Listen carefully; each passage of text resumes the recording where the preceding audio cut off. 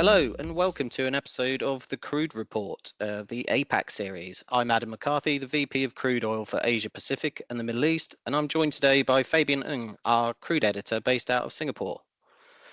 So Fabian, I think our topic for today is going to be, have sanctions worked in suppressing Russia's Far Eastern crude flows?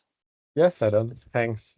I think it's actually a really good time for us to check in on the latest situation going on with Russian Far Eastern crude flows, because we have recently seen an impasse in the Russian-Ukraine ceasefire talks, and we actually have seen that the EU has adopted its latest package of sanction measures against Russian crude exports on 20th of May. Excellent. Okay, so in that case, let's dive straight into it. So my first question to you then is, how have recent sanctions impacted the flow of crude exports from Russia's Far East? Yes, I mean, we can really see that there has been some disruptions to Russian crude flows, especially after the January sanction package that the US had put in place. So that really saw a disruption to ESPO blend exports, and we saw shipments out of Cosmino drop to its lowest since 2022 back in February. That was at around just under 770,000 barrels per day. And we also saw the impact elsewhere immediately after those January US sanctions.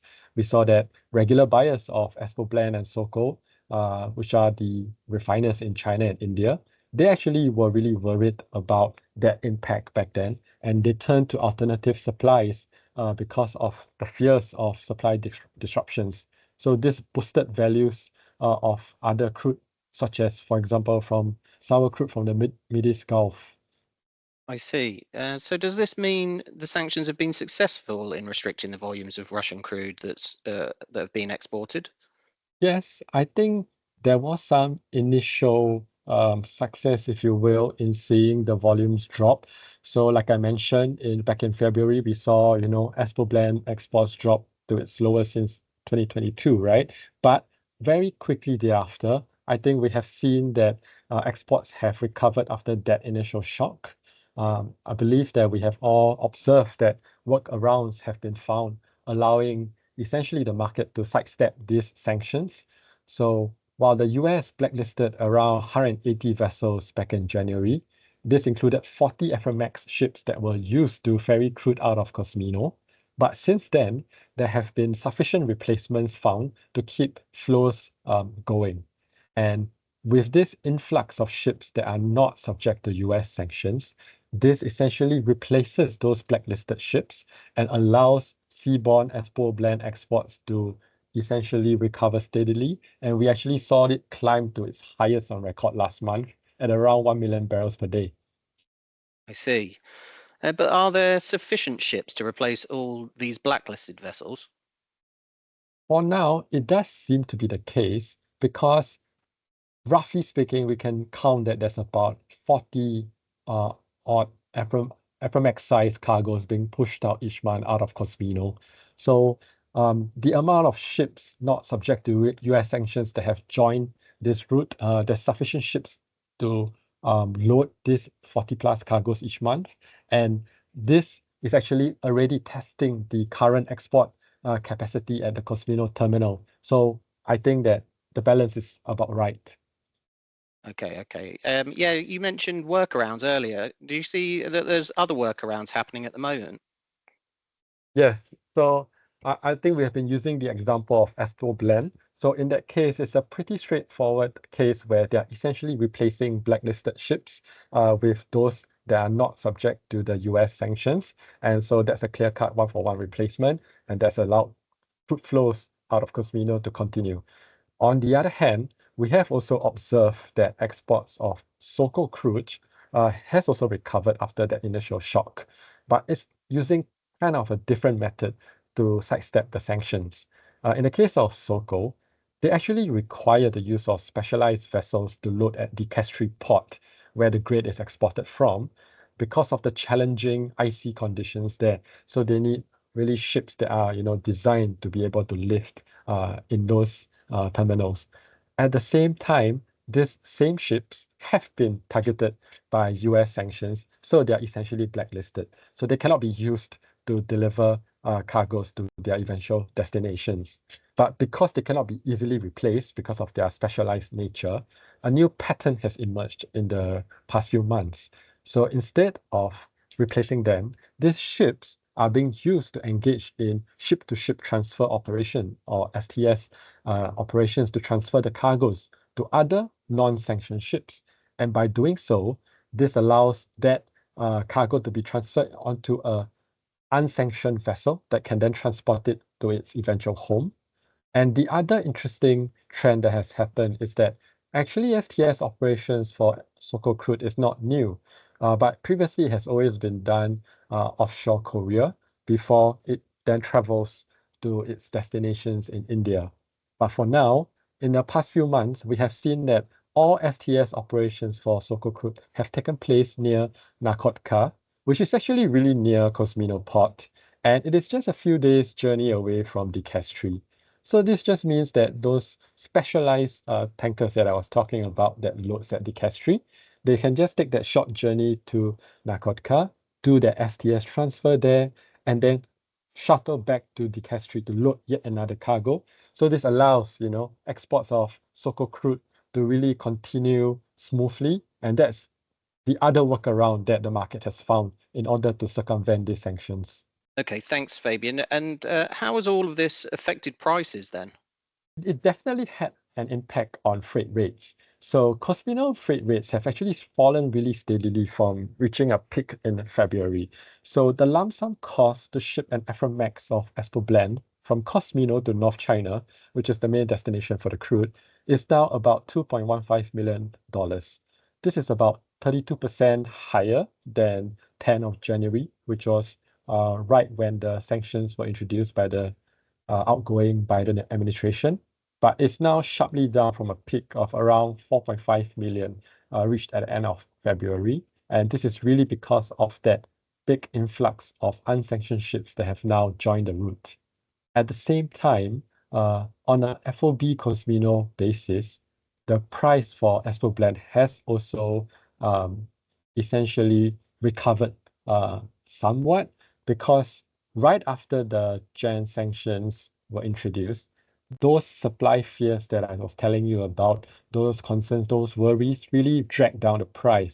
So we saw the FOB Cosmino discount drop from, it was something like $1.60 against Dubai. So that really widened out to $10 against Dubai because of those concerns. But ever since the past few months, as flows have really kind of stabilized, we have seen the FOB discount now recover to around a $6 to $7 range against Dubai. I see. Do you not think buyers are worried about these sanctions? I think definitely in such conditions, there will always be some concerns. But at the same time, ever since 2022, I think the market has clearly established that there is always going to be some mechanism that allows the buyers to assess the crude that they want to get. And ESPO blend now goes mainly to buyers in India and China who purchase the cargoes on a delivered basis. So there is this G7-led price cap of $60 per barrel that applies to exports of Russian crude on an FOB basis. And essentially, if you're buying above that cap, then that also prevents you from accessing Western maritime insurance and services. So buying on a delivered basis actually is very helpful to help buyers manage the risk associated with buying these cargoes.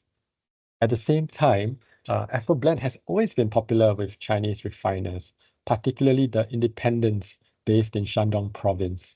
So the grade has actually really high yields of middle distillates, and it takes less than a week thereabouts to shuttle a cargo from Cosmino to Shandong. So that short haul nature of the route makes it really very popular with refiners over there. But at the same time, we have noticed that certain sectors of the market are appearing to be more concerned.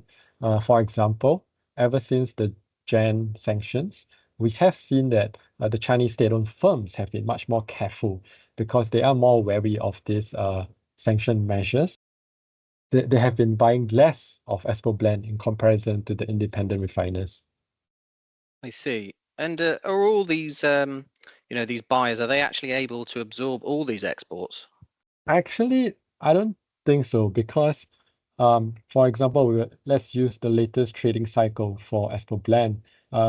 We have seen that the Chinese are the primary source of demand, and when their strength flags, it opens up this opportunity for Indian refiners to actually snap up some cargoes, perhaps at prices that are more competitive. So we did see that the delivered Shandong price of ESPO blend dropped to $1.40 premium against August ICE Brent for June arrival cargoes earlier in the cycle. This was a drop of around 60 cents compared to trades for May delivery cargoes at premiums of around $2. So as a result of that dip in buying, and this was because Shandong refiners had pulled back on their purchases because being impacted by weaker margins as well as concerns over the mechanics of buying the cargoes. But at the same time, this means that there's an opportunity now for other buyers to step in. So we have seen that the Indians actually bought plenty of June cargoes. And some in the market have also suggested that perhaps the recent geopolitical tensions in their region may have spurred a need for them to pick up more prompt cargoes as well. So that helped in clearing the available June cargoes. And ESPO blend trades on a prompt cycle. So that makes it really ideal if you need to pick up cargo for delivery in the near future. And prices are also discounted compared to other crude that's not subject to any sanctions. I see. And are there any other factors that affect in these markets? One interesting point is that when we're talking about sanctions having an impact, one package of sanctions that's impacting the ESPO blend market is actually not against Russian crude flows, but Iranian. So the White House has been ramping up its maximum pressure campaign on Iranian exports, even as they are trying to have the negotiations on the nuclear talks side. But the US has, to this date, blacklisted 3 different independent refiners to date. So this has really sparked genuine concern because these small refiners are the ones that really rely on discounted sanctioned crude as a lifeline in a tough margin environment. So there's a Chinese saying that translates to punishing an individual as an example to others. And the other Shandong firms certainly seem to be taking the message sent by Washington seriously. So the concerns over disruptions to Iranian crude and the logistics in procuring these cargoes is expected to drive independent refiners towards buying more ESPO blend to replace their Iranian purchases, as the workarounds that we have discussed earlier for Russian crude have created a more stable environment in which they have more confidence in receiving the cargoes. So in fact, talking about the delivered Shandong price for ESPO blend, by the end of the trading cycle for June cargoes, we have saw that premium rebounded back to that $2 per barrel level, with most supplies now fully sold. I see. And what do you think happens next? I think that it is unlikely that the sanctions against Russian exports will ease anytime soon. But the market has shown that workarounds tend to be found in order to overcome any new challenges. But it is worth bearing in mind that Far Eastern Russian crude has always been popular with refiners elsewhere in Northeast Asia. And in the right circumstances, we might potentially see that destinations for ESPO blend and Sokol exports to once again expand beyond China and India. Well, thanks, Fabian. I think that has really shone a spotlight on the current state of the Far Eastern Russian crude market, and I really appreciate your time in joining me. Thank you, Adam. And thank you all for listening to this episode of the Argus Crude Report. Thank you. Bye.